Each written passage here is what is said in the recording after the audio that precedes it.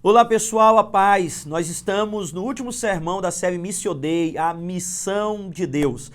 E hoje nós vamos trabalhar o texto de Romanos, capítulo 10, versos 5 a 15, o gracioso plano da salvação. Hoje nós vamos mergulhar nas verdades fundamentais que tornam a mensagem do Evangelho acessível, simples, disponível e ao mesmo tempo nós vamos nos lembrar da nossa responsabilidade como mensageiros desse glorioso plano. Aqui, nesse último sermão, você vai apresentar para a sua juventude o plano da salvação e como esse plano é gracioso e é acessível a todos aqueles que creem, a todos aqueles que querem o Senhor Jesus. Então, nesse texto de Romanos capítulo 10, a partir do versículo de número 5, você vai trabalhar alguns pontos. Primeiro, a facilidade da salvação. Olha como é que a salvação é fácil. Ele começa dizendo, o verso 5 até o verso de número 8, e falando de Moisés, da justiça e de tudo que a lei exigia. Mas agora ele também fala do Senhor Jesus. Ele fala que o Senhor Jesus veio, é o verso de número 6, mas a justiça que é pela fé diz assim: não digas no teu coração quem subirá ao céu, isto é, a trazer do alto a Cristo, ou quem descerá ao abismo, isto é, a tornar a trazer dentre os mortos a Cristo. Olha a mensagem da salvação. Você não precisa que Cristo desça do céu, ele já desceu. Você não precisa que Cristo ressuscite dos mortos, ele já ressuscitou. E onde é que está a facilidade da salvação? No verso de número 8, mas diz: a palavra está junto de ti, na tua boca e no teu coração. Esta é a palavra da fé que pregamos. Olha como a palavra de Deus está acessível. A palavra de Deus está perto de nós. Cristo já fez tudo, Cristo já desceu, Cristo morreu, Cristo ressuscitou, Cristo ascendeu aos céus. E agora tudo que nós precisamos fazer é crer, confiar, nos arrepender dos nossos pecados e confiar no Senhor Jesus Cristo para a nossa salvação. A graça de Deus torna a salvação simples, sem exigir realizações humanas, mas única e puramente pela graça. Porque vós sois salvos pela graça mediante a fé em Jesus, não por obras, para que ninguém se glorie.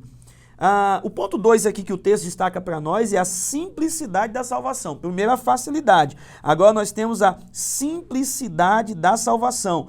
Como que é tão simples? Olha o que diz o verso de número 10. Visto que com o coração se crê para a justiça, com a boca se faz confissão para a salvação, porque a Escritura diz: todo aquele que nele crê não será confundido.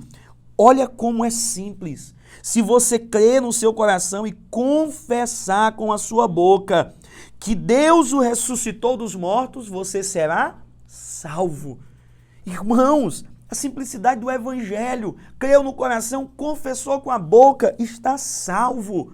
É aquilo que envolve a nossa mente, o nosso coração e a nossa confissão pública. A simplicidade da salvação. Nós precisamos entender isso. Não precisa subir no monte, não precisa descer do monte, não precisa ir para Jerusalém, voltar de Jerusalém, pagar a promessa. Tudo o que você precisa fazer é crer no seu coração, confessar com a sua boca. A salvação está à disposição.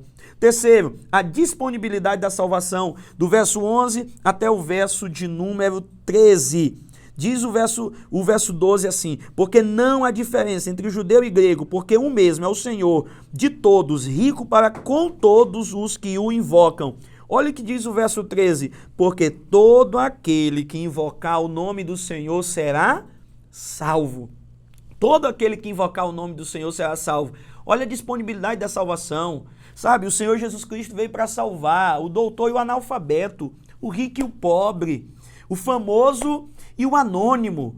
Não importa em que condição você esteja, se você crê no Senhor, a salvação está disponível para você. Se você é do Brasil, da China, da África, de qualquer lugar, a salvação está disponível para todo aquele que crê. Não importa o seu passado, não importa os seus fracassos, não importa o que você fez ou quem você é agora. Se você crê, Deus tem uma nova história para você. Deus tem um plano gracioso de salvação para você. Então nós já vimos aqui a facilidade da salvação, a simplicidade da salvação, a disponibilidade da salvação e, por último, eu quero que você observe comigo do verso 14 até o verso número 15, a responsabilidade da salvação. Verso 14, como, pois, invocarão aquele em quem não creram? E como crerão naquele em que não ouviram?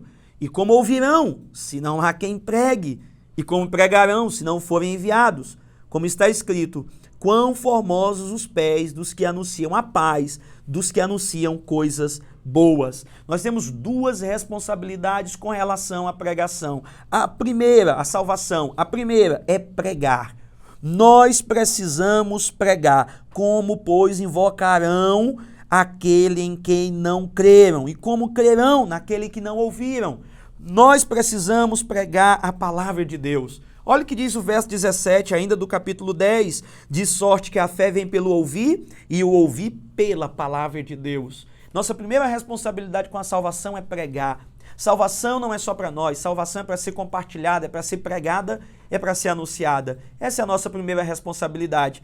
Mas a segunda responsabilidade é que nós precisamos, além de pregar, nós precisamos enviar. Olha o que o texto diz.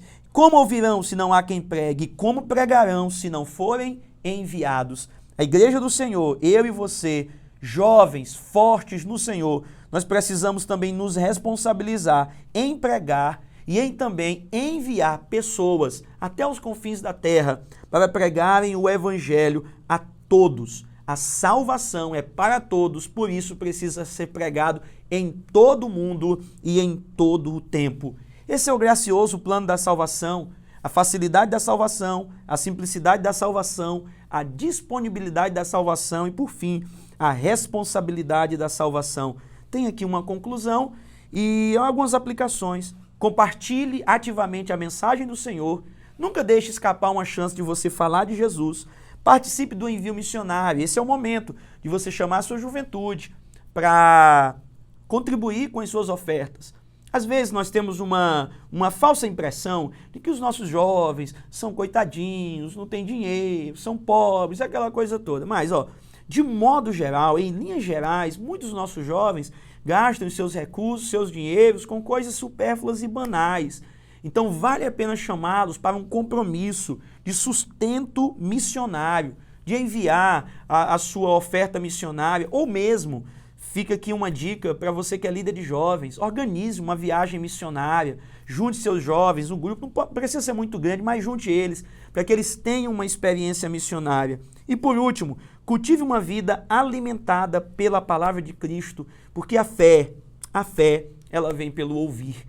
Essa foi a nossa série, Missio Dei, a missão de Deus, e que nós possamos abraçar esse privilégio e essa honra de contribuir com a missão de Deus, pregando o evangelho a toda a criatura e fazendo discípulos de todas as nações. Que Deus te abençoe e que você seja um instrumento de bênção para a vida da sua juventude, em nome de Jesus. Amém.